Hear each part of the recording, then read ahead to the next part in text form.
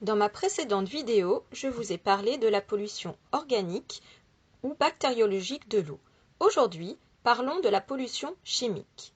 En France, l'une des principales sources de dégradation des eaux de surface, cours d'eau, plans d'eau et des eaux souterraines, nappes phréatiques, est la pollution chimique. Les rejets des stations d'épuration urbaines ou industrielles, les pollutions diffuses d'origine agricole ou dues à des retombées atmosphériques, engendrent la présence de macropolluants, comme les nitrates et les phosphates, ainsi que de micropolluants, comme les pesticides, les résidus de médicaments, de produits d'entretien, etc. Parlons des macropolluants, les nitrates et les phosphates.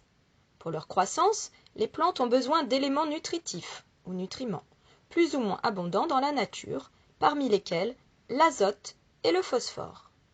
Pour augmenter artificiellement la disponibilité en azote et en phosphore dans le sol, des engrais et des effluents d'élevage sont souvent épandus sur les cultures. Lors des pluies, une partie des nitrates et des phosphates rejoint les rivières par ruissellement ou les nappes par infiltration, entraînant une augmentation de la concentration. Parlons maintenant des macropolluants, les pesticides.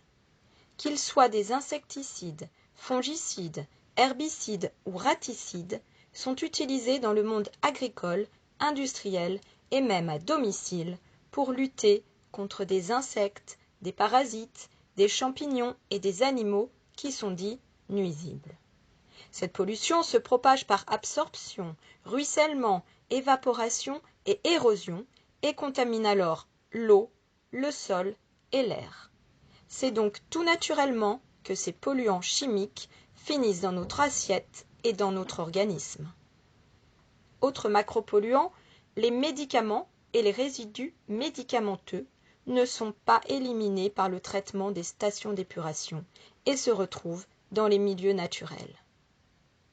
Diverses substances issues d'usages industriels ou domestiques, tels que les détergents, les plastifiants, les téflons, les fameux PFAS dont on parle beaucoup actuellement, les retardateurs de flammes, les isolants électriques, les produits de combustion, les matières plastiques, les cols, les additifs pour carburant, les antibactériens, etc., etc.